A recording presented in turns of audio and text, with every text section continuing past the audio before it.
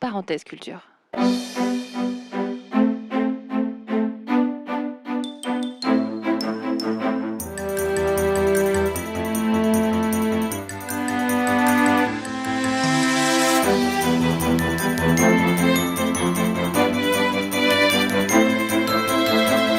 Étienne Klein. L'idée de cette conférence m'est venue parce que certains de mes étudiants m'ont fait remarquer que dans mes cours, je parlais beaucoup plus souvent de Galilée que de Newton, qui pourtant a joué dans l'histoire des sciences un rôle plus important.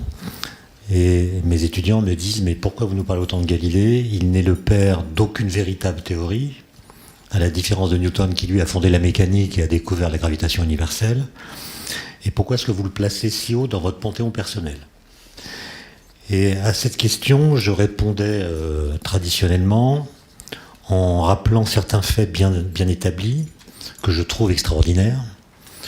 Le premier, c'est qu'aux alentours de 1604, Galilée découvre que la chute des corps dans le vide obéit à une loi simple.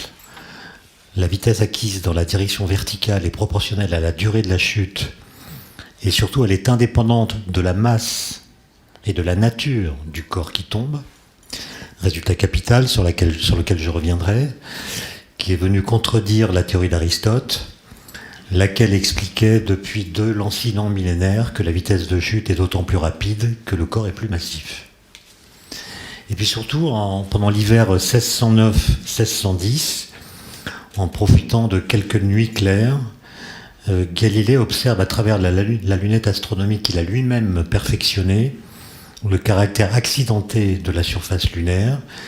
Il observe les phases de Vénus et les satellites de Jupiter. Il comprend que le ciel n'est plus la sphère parfaite, lisse et immuable à laquelle on a cru jusqu'alors. Et il propose de renoncer à la distinction aristotélicienne entre le monde local, le monde qui nous entoure immédiatement, supposé imparfait et corruptible, et le monde lointain, supposé parfait et incorruptible, composé d'une quintessence inaltérable. Et pour la première fois, le ciel et la terre se rejoignent dans l'esprit d'un homme. Et dès lors que la matière est partout la même, elle est terreuse ici comme sur la Lune, il ne faut envisager qu'une seule sorte de monde, composé d'une seule sorte de matière, partout soumise à des lois universelles. Bref, Galilée invente le concept d'univers, c'est-à-dire d'entité au sein de laquelle les lois sont universelles. Quant à la Terre, elle n'est tout simplement plus le centre du monde, mais une planète tournant autour du Soleil parmi d'autres, accompagnées elles aussi de lunes semblables à notre satellite. Alors la suite de l'histoire, elle est évidemment connue. Les démêlés de Galilée avec l'Église, son procès devant le Saint-Office en 1633, sa condamnation à abjurer ses opinions sur le mouvement de la Terre, ce qu'il fit, la fin de ses jours vécus en reclus, dans des souffrances physiques et morales considérables, tandis que ses écrits, à la confusion de ses juges, deviennent le ferment de l'Europe savante. Chacun se souvient surtout de l'enjeu des joutes finales, la raison contre la foi, le savoir contre le pouvoir institutionnel. Avec Galilée, c'est joué quelque chose comme la scène primitive de la science moderne, dont il est devenu le symbole dominant. Et ce que je vous dis là, c'est une sorte de ritournelle que vous lisez partout. Mais aujourd'hui, quand les étudiants me posent la même question qu'il y a quelques années, pourquoi je parle autant de Galilée, je fais une réponse un peu différente. Et j'insiste sur un point qui m'est apparu comme fondamental depuis que j'ai pu discuter avec des Indiens d'Amazonie, des Kayapos. Et je me suis rendu compte qu'il y a quelque chose dans ce que Galilée a fait qui est le propre de l'Occident. Il a posé les bases théoriques et expérimentales de la science moderne. Ses propres découvertes que j'ai rapidement évoquées ont été certes déterminantes, mais ce qui est plus important encore, c'est que sa façon de penser la nature a ouvert une brèche épistémologique extraordinairement féconde, dans laquelle nous sommes encore, nous les physiciens, et je l'illustrerai tout à l'heure par un exemple tiré de l'actualité toute récente. Ce que comprend Galilée, c'est que si on veut connaître la nature en profondeur. Il faut commencer par admettre le caractère inessentiel des qualités sensibles que possèdent les choses. Les choses ont des propriétés, et parmi ces propriétés, il y en a qui n'ont pas d'importance. Par exemple, le bleu du ciel, le caractère serein ou menaçant d'un paysage, la suavité des odeurs, la poésie des ciels d'avril, la beauté des formes, toutes ces qualités ne constituent en définitive qu'une apparence. Elles ne sont pas dans les choses mêmes, mais elles sont seulement produites sous forme de sensations ou d'impressions par l'interaction que nous avons avec les choses. Il y a une très belle phrase, il dit par exemple « Quand une plume me touche les narines, cela me titille. Mais cette titillation est tout en moi et non dans la plume. » Et donc il faut se garder d'attribuer aux choses les propriétés que nos sens nous disent qu'elles ont. Et ces propriétés-là sont accidentelles, contingentes, changeantes, elles dépendent des circonstances, elles ne prennent corps que dans nos subjectivités respectives, de sorte que nous ne pouvons pas former à partir d'elles des propositions scientifiques, c'est-à-dire rigoureuses et universelles. Et donc il y a tout un pan de la réalité auquel il faut cesser de s'intéresser quand on fait de la science. Et c'est d'ailleurs parce que, avec Galilée, la physique limite ses ambitions qu'elle devient efficace. La physique d'Aristote n'avait pas limité ses ambitions. Aristote explique tout, en invoquant notamment des causes finales. Galilée dit non, plus de causes finales. On ne s'intéresse pas sur la fin des choses. On s'interroge simplement sur la bonne façon de décrire les processus, le comment. Et on le fait en toute humilité, en donnant à la science des ambitions limitées. Et c'est cette humilité qui va rendre la physique efficace, contrairement à celle d'Aristote qui était totalisante et inefficace.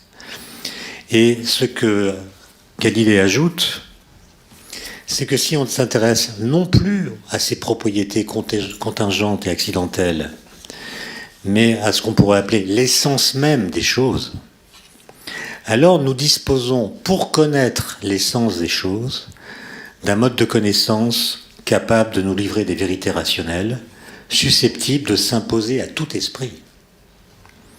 Et ce mode de connaissance exact et idéal, ce ne sont pas les livres déjà écrits qui le prescrivent, ce ne sont pas les théories enseignées qui le disent, ce n'est pas non plus l'observation du monde, aussi attentive soit-elle, qui le montre. Ce mode de connaissance exact et idéal, ce sont les mathématiques. Et l'idée absolument géniale de Galilée, c'est l'idée que la nature, le livre de la nature, comme il dit, est écrit en langage mathématique.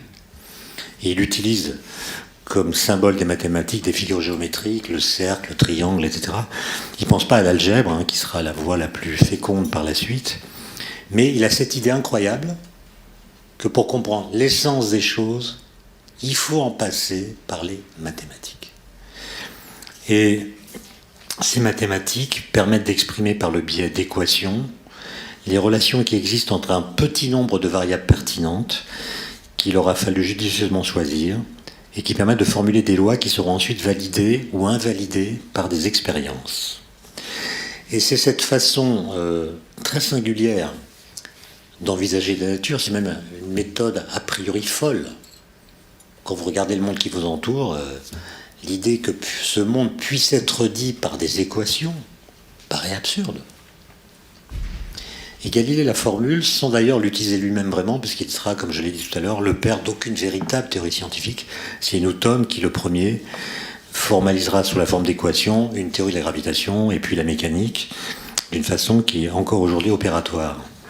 Ce que je veux dire, c'est que cette façon singulière d'envisager la nature va faire de la physique moderne, et elle est moderne à partir de ce moment-là, une discipline capable de comprendre les phénomènes les plus intimes de l'univers, de conquérir des territoires qu'aucune autre démarche de connaissance n'avait même foulés, et d'établir des résultats parfaitement inédits. Nous savons par exemple que l'univers a au moins 13,8 milliards d'années. Ça ne veut pas dire qu'il a cet âge exactement, parce que je reviendrai sur la question de l'origine dans un cours prochain. Mais surtout, nous sommes devenus capables de reconstituer l'histoire des 13,8 derniers milliards d'années de l'univers. Nous savons que dans sa phase très primordiale, l'univers était beaucoup plus dense et beaucoup plus chaud qu'aujourd'hui. Nous savons qu'il ne cesse de se dilater, de se diluer, de se refroidir, à un rythme dont on a récemment constaté l'accélération. C'est le problème de la matière noire sur lequel j'aurai l'occasion de revenir. Nous savons que l'agglomération de particules élémentaires, les quarks et les gluons, a d'abord engendré les protons et les neutrons, qui sont les premiers systèmes structurés à être apparus dans le déroulement de l'histoire cosmique. Ces premières briques se sont ensuite assemblées pour former les premiers noyaux d'atomes, lesquels se sont associés aux électrons pour former les atomes proprement dits. La gravitation a rassemblé cette matière éparse pour former les étoiles, dont la lumière inonde peu à peu l'univers, et les réactions nucléaires au sein des étoiles ont engendré la plupart des noyaux atomiques et des éléments chimiques. Ceux de carbone, qui sont si importants pour la vie, ont résulté de la fusion de noyaux plus légers, etc. Ce récit que je viens de faire, très bref, qui, avant la physique moderne, aurait pu le prononcer. Il y a là un résultat qu'évidemment on n'est pas obligé d'accepter, mais qui bénéficie d'arguments, j'allais dire de preuves, qui sont tout de même très difficiles à contester. Alors le revers de la médaille, c'est que du coup, puisque le langage naturel de la physique, ce sont les mathématiques, eh bien la physique devient difficile à traduire en mots. Pour beaucoup de gens, les mathématiques, c'est du chinois. Et comme le disait Lacan, tout le monde n'a pas le bonheur de parler chinois dans sa propre langue. Et donc, on a un problème de traduction. C'est comment dire, avec des mots, ce que nous savons par des équations. Les équations ne parlent pas. Et donc, il faut tenter d'imaginer ce qu'elles diraient si elles pouvaient parler. Par exemple, si vous interrogiez les équations de Newton de la mécanique à propos du temps, sujet sur lequel j'aurai à revenir, je crois, la semaine prochaine, on pourrait demander aux équations de Newton, d'après vous, ou selon vous, qu'est-ce que c'est que le temps? Est-ce que les équations comprendraient la question? C'est-à-dire, est-ce que pour elles, le concept de temps a un sens?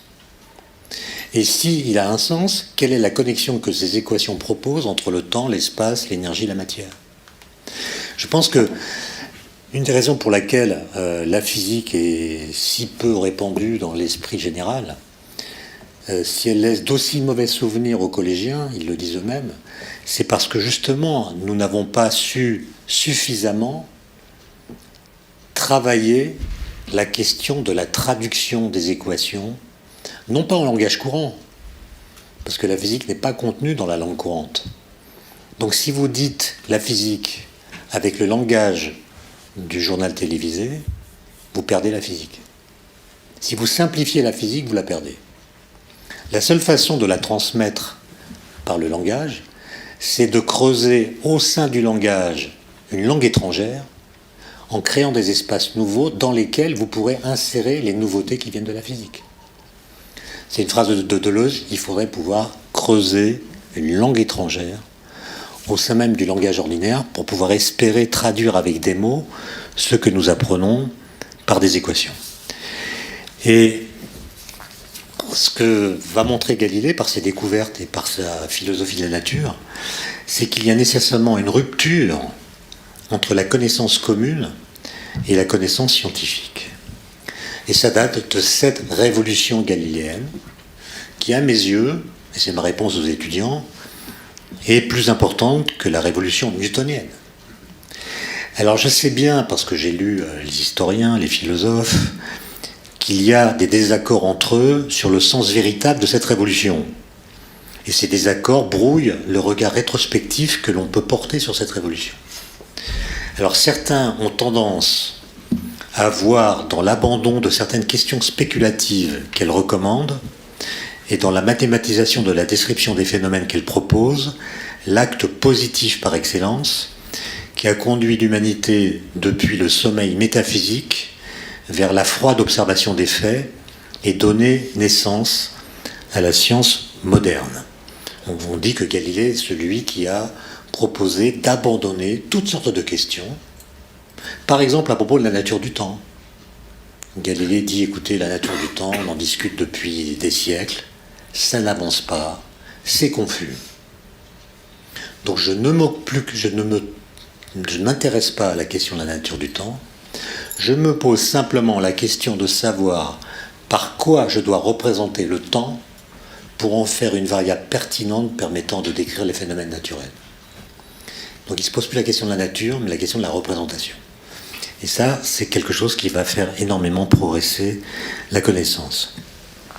Et donc pour ces philosophes, la révolution galiléenne constitue avant tout un acte initial de renonciation, une forme d'humilité qui a ouvert finalement des perspectives immenses. Mais d'autres voient au contraire dans cette révolution un pari audacieux et ambitieux, une sorte d'acte de foi dans la possibilité d'expliquer réellement les phénomènes en profondeur au lieu de se contenter de les décrire de façon aussi satisfaisante que possible. On ne décrit plus le réel, on veut l'expliquer en profondeur, ce qui n'est pas la même chose. Ça change notamment le statut de l'observation. D'autres encore, et je pense notamment à Ernst Mach, physicien allemand, considère que la révolution effectuée par Galilée avait consisté à tourner les yeux vers la nature pour, je cite, laisser modeler ses pensées par elle, au lieu de vouloir l'immobiliser dans les liens de ses préjugés. Fin de citation. Et puis un célèbre passage de Kant, que Luc Ferry a certainement cité, dans lequel Kant reconnaît à des hommes comme Galilée et Torricelli, qui cite également, le mérite d'avoir fait comprendre au monde scientifique que, je cite, « la raison ne voit que ce qu'elle produit elle-même d'après ses propres plans, et qu'elle doit prendre les devants avec les principes qui déterminent ses jugements, suivant des lois immuables, qu'elle doit obliger la nature à répondre à ces questions, et ne pas se laisser conduire, pour ainsi dire, en laisse par elle. » Et donc ce que dit Kant, c'est que grâce à Galilée, on va pouvoir obliger la nature à répondre aux questions que notre raison lui pose. Et donc on va en quelque sorte obliger la nature à entrer dans nos propres critères et à cracher des nombres grâce à des expériences que nous aurons nous-mêmes conçues. Et enfin, un historien des sciences, philosophe des sciences qui s'appelle Alexandre Koyré, disait quant à lui que la révolution galiléenne a d'abord été une réaction contre l'empirisme aristotélicien qui, en n'admettant aucune forme d'idéalisation, rendait impossible une physique mathématisée. Bon. Alors, ce philosophe des sciences, Koyré, est celui, à mon avis, qui a le mieux perçu le nœud de l'affaire. Et c'est à ce nœud de l'affaire que je vais consacrer la suite de mon exposé. Il explique que Galilée est le premier à comprendre que le pari de la physique moderne, à rebours de celle d'Aristote, consiste à penser qu'on peut expliquer le réel, alors disons le réel empirique, par l'impossible. C'est une phrase de lui, expliquer le réel par l'impossible, c'est-à-dire expliquer les phénomènes que nous observons à partir de lois qui semblent contredire les phénomènes. Il y a beaucoup de gens qui pensent que la science, la physique notamment, est une sténographie de la réalité. On décrit le réel tel qu'il se présente. C'est faux. Pensez à n'importe quelle loi physique importante que vous avez apprise à l'école. Quand vous entendez l'énoncé de cette loi pour la première fois, il vous semble absurde. Par exemple, le principe d'inertie, inventé par Galilée, qui dit qu'un corps qui n'est soumis à aucune force a un mouvement rectiligne et uniforme. C'est-à-dire un mouvement à vitesse constante qui ne s'arrête jamais. Qui a jamais vu un mouvement inertiel ? Personne. Tous les mouvements que nous observons s'amortissent. Et donc le génie de Galilée, c'est d'invoquer l'idéal d'un mouvement qui ne s'amortit pas pour expliquer l'amortissement des corps. Aristote vous dit, pour qu'un corps soit mu, il faut qu'il soit mu par quelque chose. Et en effet, lorsque vous êtes en voiture, lorsque vous cessez d'appuyer sur l'accélérateur, la voiture finit par s'arrêter. Plus de force, plus de mouvement. Galilée dit non, plus de force, mouvement perpétuel. Qui a jamais vu ça? Le principe d'inertie est constamment contredit par l'observation. Et néanmoins, il va devenir, grâce à Newton, l'un des 3 principes fondamentaux de la mécanique. Et donc on a une loi physique qui est contredite par l'observation et qui oblige en tout cas à retravailler notre façon de comprendre l'observation pour faire de cette loi un principe fondamental de la mécanique. Alors je ne vais pas citer ce que Coiré explicite à ce sujet, mais simplement dire qu'il y a une parenté entre Platon et Galilée, par le fait qu'au fin fond de la physique moderne, on trouve l'idée, qui est platonicienne sans doute, qu'il existe en fait 2 mondes distincts. Il y a d'abord un premier monde qui est fait de concepts, de lois mathématiques, dont l'agencement permet de comprendre les phénomènes physiques qui se déroulent dans le second monde, qui est le monde empirique. Il y a le monde des lois et il y a le monde empirique. C'est 2 mondes différents. Toute la question étant de savoir comment les lois physiques agissent sur le monde empirique. Imaginez par exemple que l'univers a eu une origine. Dire que l'univers a une origine, ça veut dire que l'univers a été précédé par rien. Il n'y avait rien et tout d'un coup, il y a eu une première chose. C'est ça l'origine. Si vous me dites qu'à l'origine, il y avait quelque chose, je vous demanderai, est-ce que cette chose vient d'autre chose? Si oui, c'est pas l'origine. Et si cette chose ne vient pas d'autre chose, c'est qu'elle a toujours été là. Et si elle a toujours été là, c'est qu'il n'y a pas d'origine non plus. Donc l'origine de l'univers, c'est la transition entre l'absence de toute chose et l'apparition d'une première chose. Si l'univers a eu une telle origine, ça veut dire qu'il y a eu un moment de son histoire dans laquelle, ou au cours de laquelle, il n'y avait pas d'électrons. Puis tout d'un coup sont apparus le premier, puis le second électron. Qu'ont fait ces 2 électrons? Comme vous savez, ils ont une charge électrique négative, la même. Donc ils se repoussent par la force électrique. Pourquoi est-ce que je dis ça? Parce que je suis allé à l'école, où j'ai appris la loi de Coulomb, qui est la loi fondamentale de l'électrostatique. Mais les électrons, les premiers, ne sont jamais allés à l'école. Donc comment ils savent qu'ils doivent se repousser? Est-ce que cette loi est inscrite dans leur structure? Est-ce qu'elle est inscrite dans l'univers? Est-ce qu'elle est écrite sur un tableau noir qu'ils lisent? Est-ce qu'ils obéissent à des ordres? Ou bien est-ce que dans une ébauche de démocratie participative, ils négocient avec l'univers en disant on a des charges électriques identiques, qu'est-ce que tu veux qu'on fasse? On se repousse, on s'attire, on se repousse en 1 sur R2, en 1 sur R3, ils négocient. Je vois que ça vous fait sourire, mais en fait personne ne sait répondre à cette question. C'est-à-dire, personne ne connaît le statut des lois physiques. Comment agissent-elles? Où sont-elles? Est-ce qu'elles sont immanentes, c'est-à-dire est-ce qu'elles sont dans le monde empirique et agissent sur lui? Ou est-ce qu'elles sont transcendantes, c'est-à-dire elles sont dans un autre monde, séparées d'une autre? Reste ensuite à expliquer comment elles peuvent agir sur le monde empirique. Et vous voyez que il y a quelque chose de platonicien là-dedans.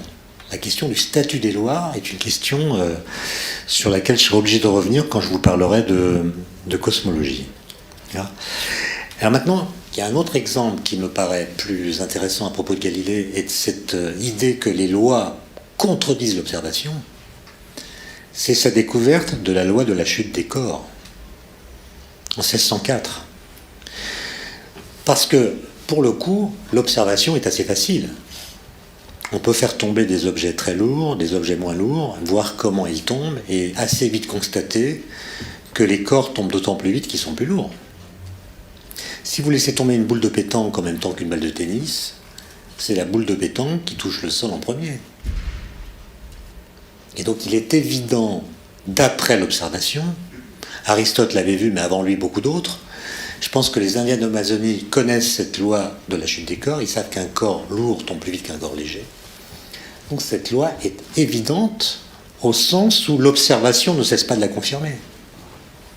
Et d'ailleurs, entre Aristote et Galilée, elle n'a pas cessé d'être enseignée, sans que quiconque trouve à y redire, puisqu'elle était conforme à l'observation.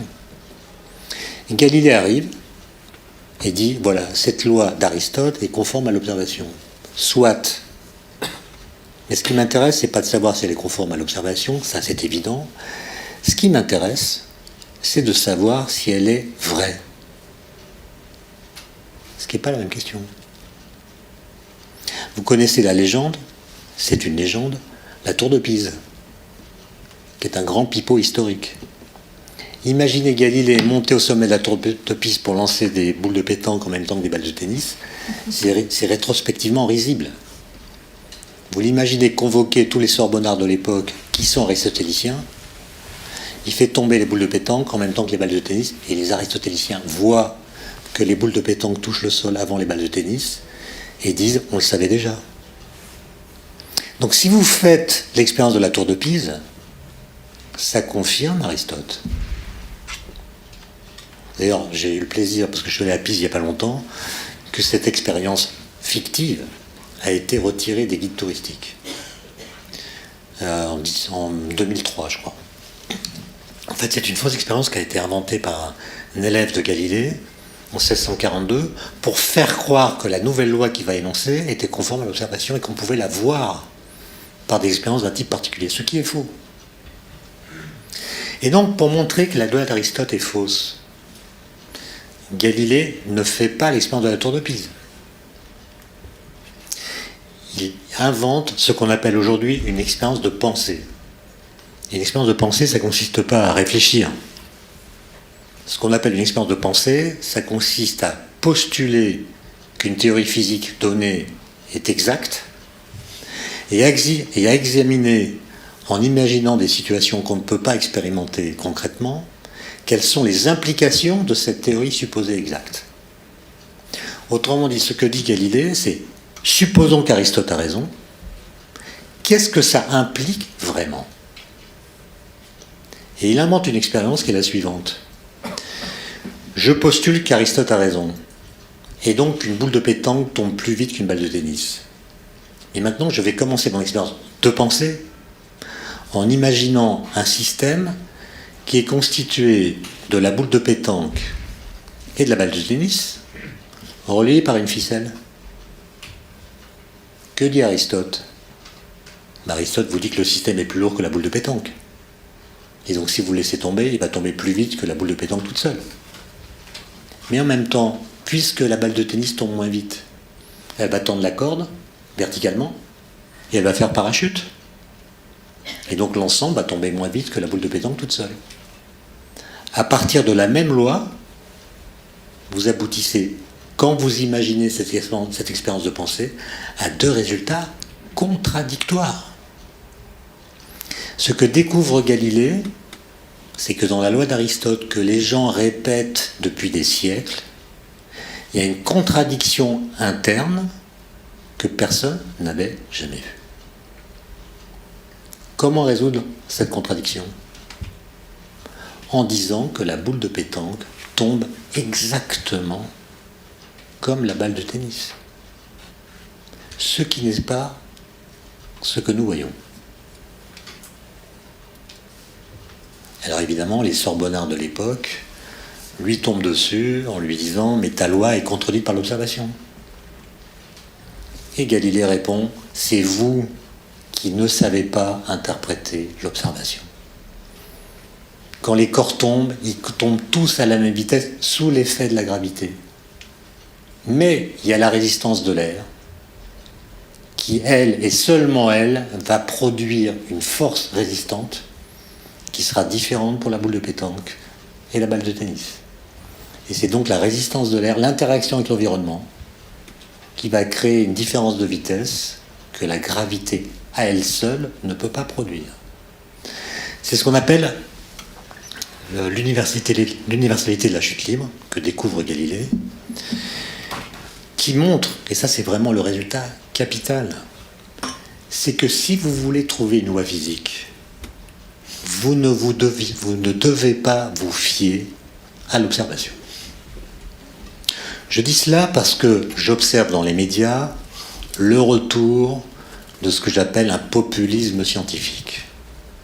C'est-à-dire des gens, à partir d'arguments dits de bon sens, viennent ridiculiser les discours des scientifiques. Je vous donne juste un exemple pour que vous compreniez de quoi je parle. À la fin du mois de mai 2013, mois de mai qui, je vous le rappelle, a été très froid, moins 3 degrés par rapport à la moyenne, un grand hebdomadaire français a titré sur la une, à la fin du mois de mai, sur sa une, climat, le réchauffement, c'est pour quand?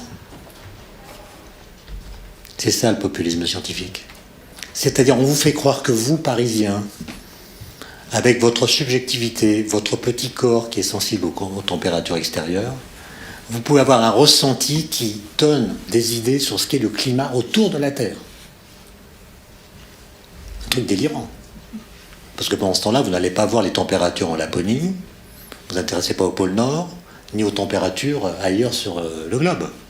Non, votre petit ressenti vous permet d'avoir une idée sur ce qu'il en est réellement du changement climatique. Ça, c'est aristotélicien. On invoque le bon sens pour contester la science. Et je trouve que l'expérience de Galilée devrait nous ramener à davantage de sérieux. Alors je termine là-dessus pour dire que si vous cherchez une loi physique, dit Galilée, il faut vraiment aller la chercher. Elle ne va pas se donner à vous. Toutes les lois physiques sont invisibles. Et donc pour les trouver, il faut d'abord théoriser. Et ensuite, non pas observer, mais expérimenter. C'est-à-dire créer des situations particulières dans lesquelles on va pouvoir tester les implications dans un contexte bien défini de la théorie qu'on a mis sur pied. Et donc on pourrait dire que Galilée, il invente à la fois la physique expérimentale et la physique théorique. Ou plutôt, il invente la physique théorique et la physique expérimentale. Alors, l'ironie de l'histoire, c'est que l'anagramme de la chute des corps, c'est hors du spectacle. La chute des corps est hors du spectacle. La chute des corps n'est absolument pas ce que vous voyez quand vous faites tomber des corps. Et je disais tout à l'heure, la grande difficulté, c'est que nous ne savons pas dire avec des mots ce que disent les équations. Je vous donne un exemple, mes étudiants connaissent parfaitement les équations de Newton sur la gravitation universelle. Ils se font plein d'exercices en classe préparatoire, de mécanique céleste, etc. Et ils savent parfaitement que si la Terre tourne autour du Soleil, c'est du fait de la force de gravité qui attire la Terre vers le Soleil et qui en fait fait tomber la Terre constamment vers le Soleil. Maintenant vous leur dites, imaginons une expérience de pensée, impossible à faire mais qu'on peut donc imaginer, consistant à remplacer la Terre par une théière. Donc un objet beaucoup moins lourd, beaucoup plus petit, et à la place de la Terre, je mets une théière. Qu'est-ce qui se passe? Quelle est la trajectoire de la théière?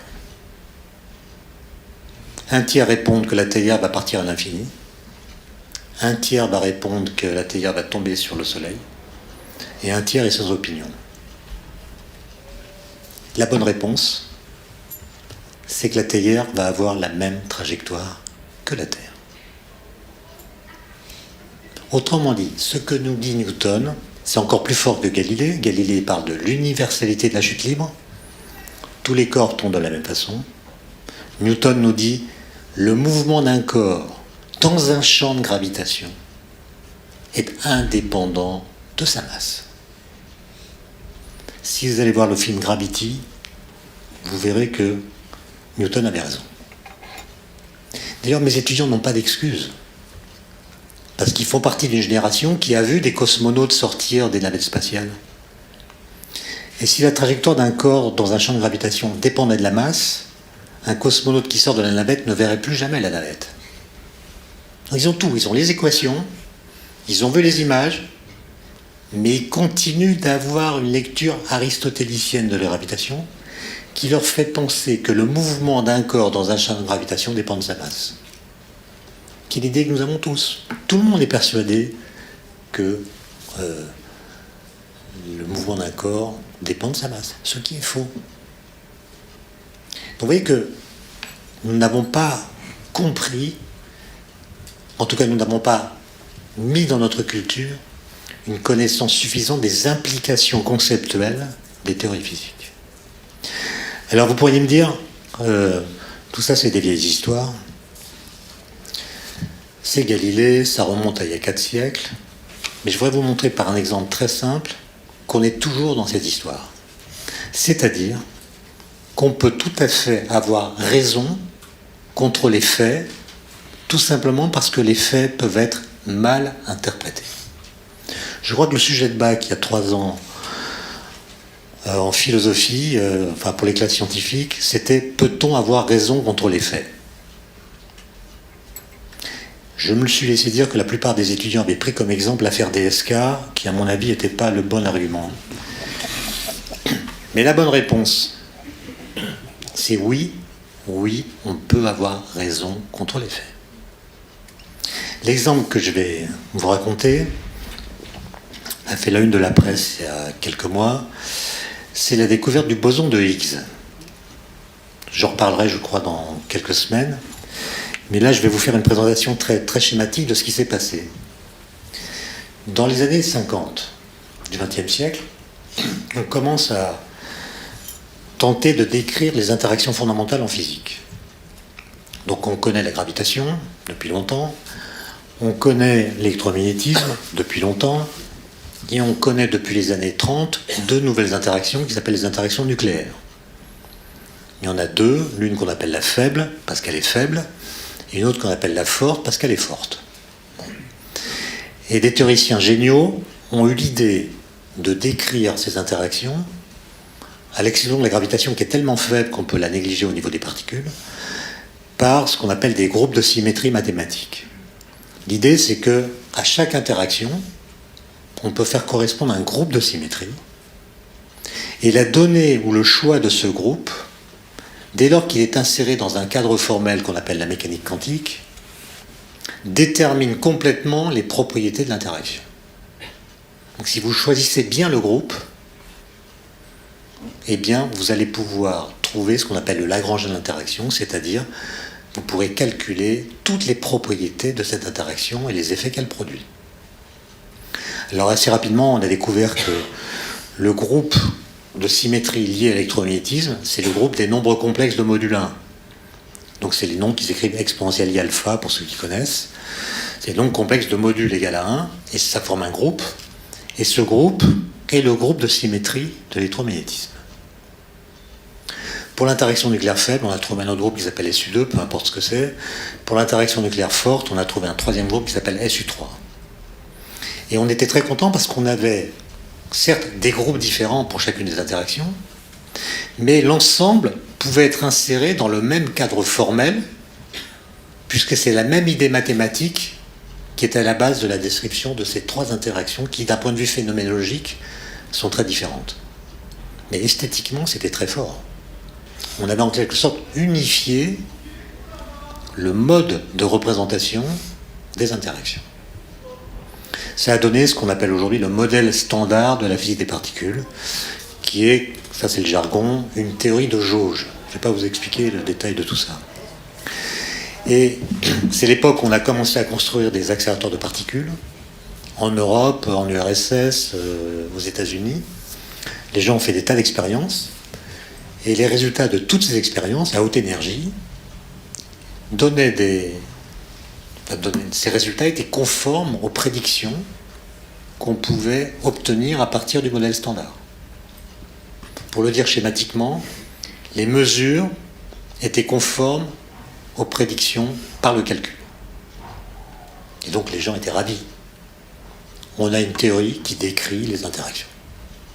C'est la bonne. Et puis sont arrivés des physiciens qui se sont dit faut quand même pas oublier Galilée. C'est pas parce qu'une théorie est conforme aux observations qu'elle est vraie. Quelles sont les implications du modèle standard ? C'est-à-dire, si on suppose qu'on peut décrire une interaction par un groupe de symétrie, qu'est-ce que ça implique pour la masse des particules élémentaires? Ce qu'on appelle une particule élémentaire, c'est une particule qui n'a pas de structure interne connue. Elle a une certaine taille et à l'intérieur on ne voit rien d'autre, on voit une sorte d'objet ponctuel. Ça ne veut pas dire qu'à plus petite échelle, elle n'apparaîtrait pas composite. Et à l'échelle où on la regarde, elle est élémentaire. Donc les gens se disent, qu'est-ce que dit le modèle standard de la masse des particules si elles sont élémentaires? Résultat, c'est très simple à voir, le modèle standard prédit que toutes les particules élémentaires doivent avoir une masse égale à 0. Ça, c'est le choc. Le modèle standard prédit un truc faux. Parce que les particules de matière, je ne parle pas du photon qui est une particule de lumière, les particules de matière ont toutes une masse non nulle. L'électron, les quarks qui n'étaient pas connus à l'époque, le proton, le neutron qu'on croyait élémentaires à l'époque, sont des particules de masse non nulle. Et donc vous avez une contradiction entre la théorie et la mesure. Qu'est-ce que vous faites? Vous dites les faits ont toujours raison, et donc s'il y a une contradiction entre les faits et la théorie, c'est que la théorie est fausse. Et les physiciens de partir dans d'autres directions théoriques pour décrire les interactions par d'autres modes mathématiques, par d'autres pistes. Je ne vais pas entrer dans les détails. Il y a eu plusieurs tentatives différentes. Jusqu'à ce que trois jeunes gars, 25 ans, qui s'appellent Peter Higgs, François Englert et Robert Brout, se disent « Souvenons-nous de Galilée. Le pari de la physique, c'est qu'on peut expliquer le réel par l'impossible. » Et donc il se pourrait que nos équations du modèle standard soient justes. Que les particules élémentaires n'ont effectivement pas de masse. Et c'est nous les physiciens qui, depuis Newton, nous trompons sur la signification de ce qu'est la masse. Donc, au lieu de renoncer à nos équations, interrogeons-nous plutôt sur ce que nos équations disent de la masse. Et ils ont écrit, indépendamment les uns des autres, 2 papiers, en juin et août 64, des tout petits papiers, 1 page et demie de calcul de théorie des champs, dans lesquels Brout et Englert, puis Higgs au mois d'août, développent exactement la même idée. À savoir que les particules élémentaires n'ont pas de masse. La masse n'est pas une propriété primitive des objets matériels. Ce n'est pas une propriété qu'elles possèdent en elles-mêmes. C'est une propriété secondaire qui résulte de l'interaction de particules sans masse avec le vide, qui du coup n'est pas vide. Il est génial. Et donc je ne vais pas entrer dans les détails, mais en gros ils invoquent ce qu'on appelle une brisure spontanée de symétrie, peu importe le truc. Mais leur idée, c'est que le vide, l'espace, contient ce qu'on appelle un champ quantique, un champ qui est partout présent, avec lequel les particules qui n'ont pas de masse interagissent plus ou moins. Si l'interaction est forte, les particules sont freinées, et nous qui les regardons, nous disons tiens, elles sont massives, et leur vitesse est plus faible que la vitesse de la lumière. Et si les particules n'interagissent pas avec ce champ, elles vont à la vitesse de la lumière et nous disons elles n'ont pas de masse, comme pour le photon. Donc on peut prendre une métaphore, mais les métaphores, il faut toujours s'en méfier, parce que quand on prend une métaphore, il faut dire pourquoi on la prend, et il faut dire ce qui, dans la métaphore, nous trompe. Donc la métaphore que j'aime prendre, c'est celle du champ scalaire, du champ de Higgs, comme on l'appelle, qui serait un champ de neige. Vous avez de la neige partout présente, avec une hauteur de neige qui est la même en tout point de l'espace. Et les particules sont des objets sans masse qui ont des skis plus ou moins bien fartés. Donc les particules qui ont des skis bien fartés glissent sans frottement, elles n'ont pas de masse apparente. Celles qui ont des skis mal fartés frottent, et nous qui les regardons, nous leur attribuons une masse.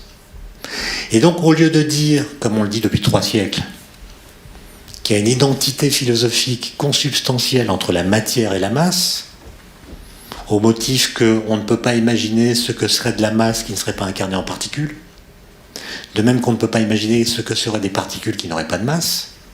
Pour nous, matière et masse, c'est la même chose. Une sorte de confusion, même entre trois termes qui seraient masse, substance, matière. Pour nous, c'est trois choses quasiment confondues.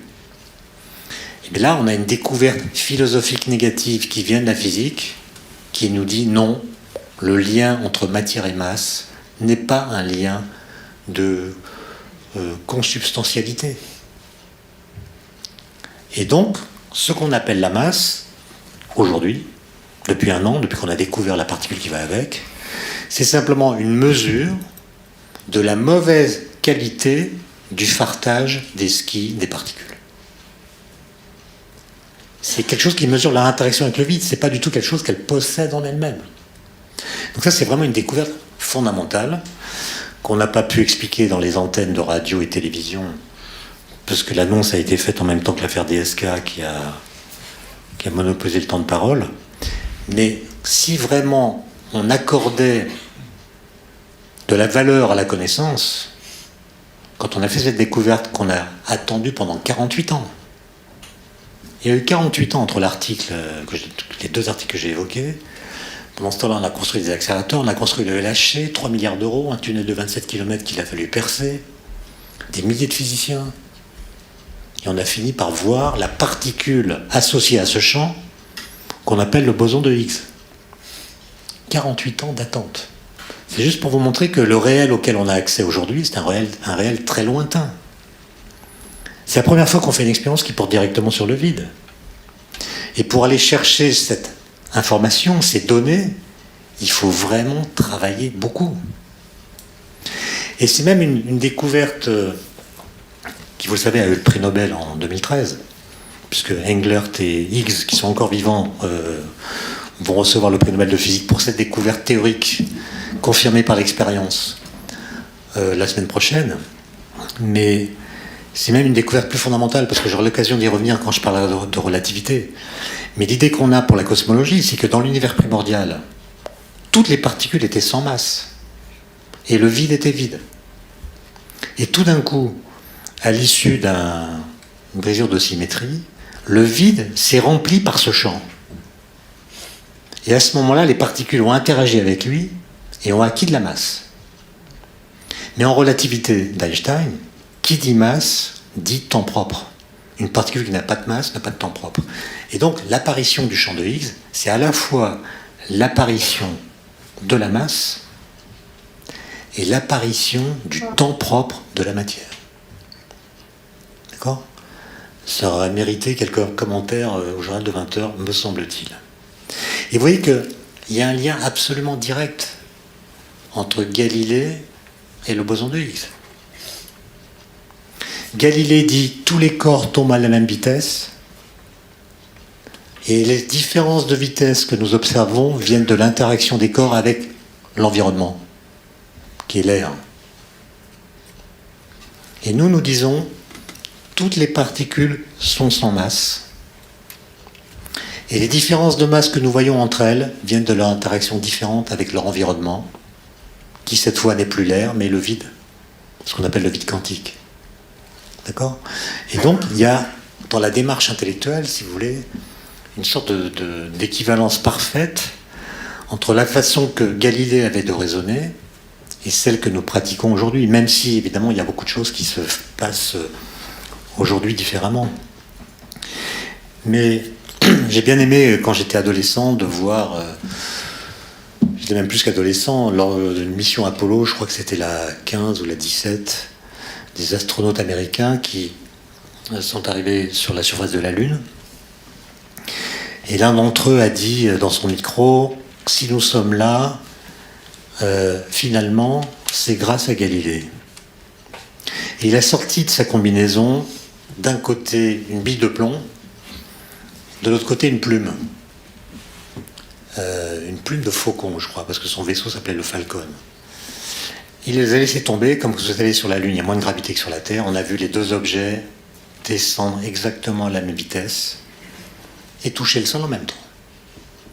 Et donc, il a réalisé devant des milliards de gens l'expérience à laquelle Galilée avait songé, mais qu'à l'époque, on ne savait pas réaliser, puisque on ne savait pas faire le vide et on ne savait pas non plus aller sur la Lune.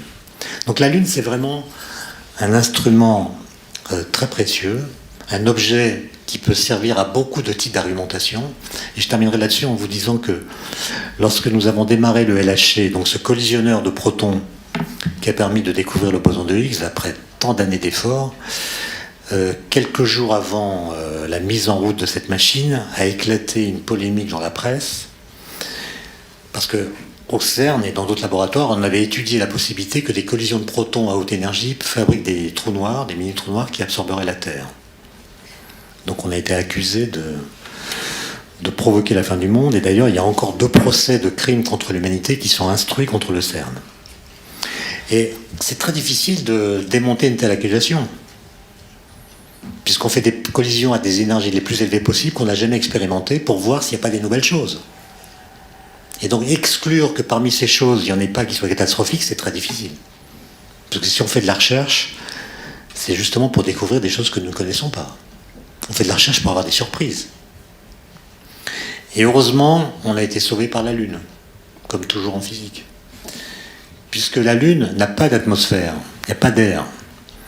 Et par contre, il y a du rayonnement cosmique, donc des particules de très haute énergie qui entrent en collision avec la Lune. Et certaines ont des énergies beaucoup plus grandes que celles qu'on a au LHC. Et donc si ces collisions fabriquaient des mini-trous noirs capables d'absorber la matière, la Lune ne serait plus là. Et donc on a été sauvé par la Lune, qui nous a donné un argument permettant de considérer avec une probabilité raisonnable que la fin du monde n'était pas pour demain. Voilà. Je vous remercie pour votre attention.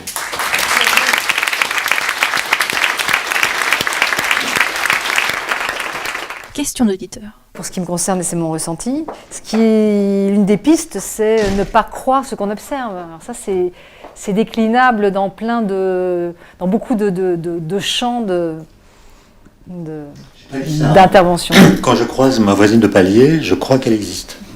Non. Ça Par marche contre, pas à chaque fois en plus. D'abord, ça peut ne pas marcher à chaque fois, en effet. Ce que j'ai dit, c'est qu'on ne doit pas se fier sur l'observation directe pour énoncer des lois. Voilà, c'est autre chose. Je ne dis pas que les sens nous trompent. Je dis que les lois physiques ne se donnent jamais de façon directe. Et vous voyez bien que pour voir ce qu'est la loi de la chute des corps, la vraie loi, il faut aller sur la Lune. Ou il faut faire le vide. Donc c'est jamais direct. Parce que le vide n'est pas là spontanément. Et la leçon à retenir, c'est la seule que je peux donner ce soir, c'est que les lois physiques, quand on les entend pour la première fois, sont absurdes. Et donc, quand vous entendez quelqu'un qui invoque le bon sens pour dire une loi de l'univers, méfiez-vous. Méfiez-vous vraiment. Parce qu'il peut y avoir des discours éloquents. Étant éloquents, ils sont convaincants. Mais on peut être tout à fait éloquent et complètement faux.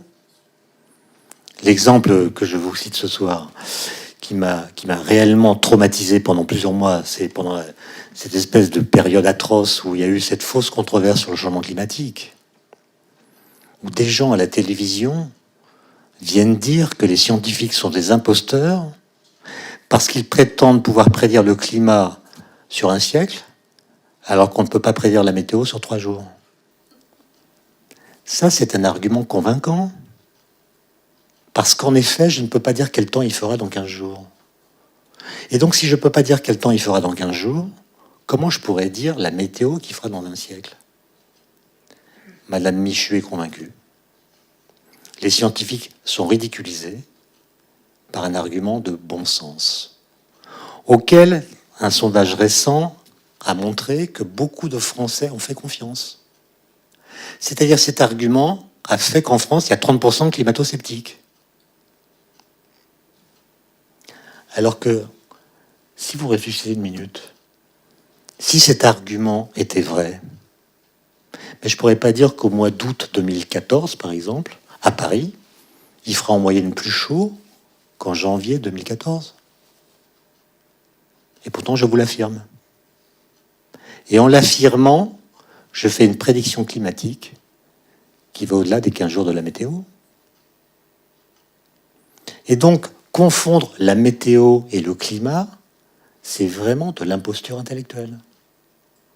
D'accord ? On peut tout à fait prédire la croissance du PIB, pour prendre un exemple qui vous parle peut-être plus, sans être capable de prédire le cours de la bourse de la semaine prochaine. Autrement dit, on est capable de faire la différence entre une tendance moyennée et des fluctuations. Ce qu'on ne peut pas prédire, c'est les fluctuations, donc la météo. Mais les variations climatiques, on peut les prédire. Et vous voyez comment... Donc c'est ça mon message. C'est de se méfier de tous les arguments qui s'appuient sur le bon sens. Parce que finalement, toute la physique s'est construite contre le bon sens. Le bon sens, c'est pas la même chose que la raison. Voilà. Et j'observe, avec une certaine inquiétude, des entreprises de manipulation d'opinion qui jouent sur ce que j'appelle le populisme scientifique. Comment en fait pouvoir intervenir plutôt par exemple dans les petites classes ou alors même en cours pour un médecin en fait dans un phénomène global de pédagogie? Parce que je pense que c'est une question très intéressante on devrait être formé sur ça. Et ça m'étonne que j'ai jamais entendu parler de ça en cours de physique ou quelque chose comme ça. Moi j'avais un prof de physique quand j'étais au lycée qui invoquait le bon sens physique. Colin, vous manquez de bon sens. Mais c'est quoi le bon sens physique ? Est-ce que Galilée avait du bon sens physique ? Non, il a posé les bonnes questions, c'est exactement comme Einstein. Einstein, c'est le type qui pose les bonnes questions. Des questions simples. Simplement, une fois qu'il a posé une question simple, il en repose une autre tout aussi simple. Et ce qui compte, c'est l'enchaînement des questions. Poser une question compliquée, ça ne fait pas avancer le schmilblick. Poser une suite de questions simples, ça permet de faire des choses incroyables. Einstein, il lâchait jamais le morceau. Lisez son papier de juin 1905 dans lequel il énonce la théorie de la relativité, c'est quand même pas rien. Quand vous lisez ça, on a l'impression qu'il nous prend pour des andouilles. C'est-à-dire qu'il pose des questions d'une naïveté tellement grande qu'on se demande comment les membres du jury qui ont examiné son papier avant publication ont pu réagir. Il pose 3 questions. Il dit « Qu'est-ce que je veux dire quand je dis qu'un train arrive à 7 heures à la gare ?» À l'époque, Einstein, il n'est pas dans un labo, il n'a pas de thèse. Il est en train d'expliquer à des types ce que veut dire lire l'heure. Et il répond. Il dit, ça veut dire que la petite aiguille de ma montre indique le 7 exactement au moment où le train arrive à quai. Super. C'est ça que je veux dire quand je dis qu'un train arrive à 7 heures à la gare. Après, il pose une autre question. Qu'est-ce que ça veut dire quand je dis qu'un train arrive à 7 heures à la gare de Lyon si je suis à Marseille? Là, c'est plus compliqué, parce que c'est pas concomitant, ça se passe pas au même endroit. Et donc, pour savoir qu'un train arrive à la gare de Lyon quand on est à Marseille, il faut un protocole. Comment se fait ce protocole? Est-ce qu'il y a une vitesse limite? Et après, troisième question. Qu'est-ce que je veux dire quand je dis qu'un train arrive à 7 heures à la gare de Lyon si je suis en déplacement par rapport à la gare de Lyon? Tout le monde est mort. Voilà, 3 questions bêtes. Et en explicitant les incohérences produites autour de ces questions, il développe une nouvelle théorie de l'espace et du temps. D'accord ? Est-ce qu'il a fait preuve de sens physique? Oui, d'une certaine façon, mais pas au sens classique du terme. Autre exemple, parce qu'on est quand même en 2013, et 2013, c'est le 100e anniversaire de l'atome de Bohr par Niels Bohr. Vous savez, Niels Bohr qui est le premier à comprendre que dans l'atome, les lois classiques ne s'appliquent plus. Il faut des lois nouvelles qui contredisent les lois classiques, qu'on appelle les lois quantiques. Et Niels Bohr, quand il était étudiant, passe un oral, et le prof lui met 0. Un oral de physique. Il lui met 0. Bohr proteste en disant « Non, je mérite 20 ». Il s'engueule, et le prof et l'élève se mettent d'accord pour faire appel à une personnalité extérieure qui va servir d'arbitre. Et cet arbitre désigné, il s'appelle Rutherford. Et Rutherford prend connaissance du sujet qui avait été posé à l'examen, et le sujet, c'est comment peut-on connaître la hauteur d'un immeuble avec un baromètre? Et que répond Bohr? Il dit, c'est simple, Je prends une ficelle, je l'attache au baromètre, je monte au sommet de l'immeuble, je laisse tomber le truc, je laisse glisser la ficelle, je la remonte, je mesure la longueur de la ficelle. Et là, le type met 0 en disant « Mais vous n'utilisez pas un argument de physique, mais c'est un examen de physique. » Donc je vous mets 0. Protestation. Et Rutherford, l'arbitre, demande d'abord « Est-ce que vous avez d'autres idées ?» Alors oui, j'en ai plein. Il dit par exemple « Je peux laisser tomber le baromètre du sommet de l'immeuble, je mesure la durée de la chute, et grâce à Galilée, x égale 1,5 GT2, je peux calculer à partir de la durée la hauteur de la chute. » Vous remarquez, on prend un baromètre ou n'importe quoi d'autre, c'est pareil. Ou bien alors, je monte les escaliers avec mon baromètre, et je le pose sur le mur, et je mets des traits à chaque fois que c'est la longueur, je mesure le nombre de traits, et par multiplication, j'ai la hauteur du truc. Ou bien alors, peut-être la meilleure solution, je vais voir le concierge de l'immeuble, et je lui dis, écoutez monsieur, si vous me filez la hauteur de l'immeuble, je vous file le baromètre, il est super. Et Rutherford demande d'abord, mais est-ce que vous connaissez la bonne réponse ? La bonne réponse, c'est on prend le baromètre, on mesure la pression en bas, la pression en haut, par différence de pression, on a la hauteur. Bohr dit, ouais, je connais la réponse. Mais vous, les profs, là, vous commencez à m'emmerder, parce que votre boulot, ça n'est pas de m'apprendre à réfléchir. Et lui, qui avait trouvé des réponses alternatives, avait évidemment beaucoup plus réfléchi que les types qui ont récité leur cours.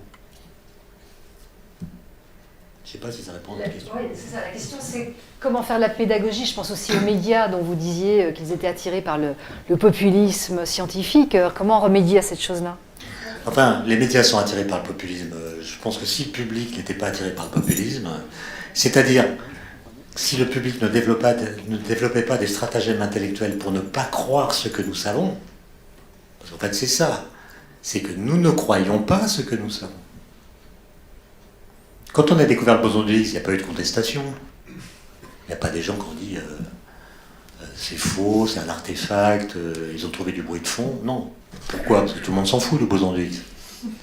C'est pas sa découverte qui va changer nos modes de vie.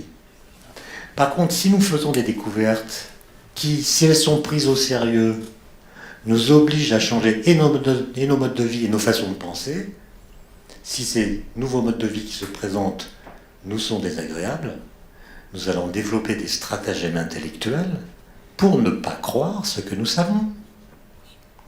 Et si un type arrive en disant de façon répétitive dans tous les médias, la science, c'est le doute. Ah bon ? La science, c'est le doute ? Un vrai scientifique doute.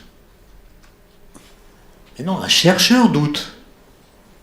Pour le boson de Higgs, on a douté pendant 48 ans. Et c'est parce qu'on a douté qu'on a fait la machine. On ne savait pas la bonne réponse. On attendait de la nature qu'elle nous donne la réponse.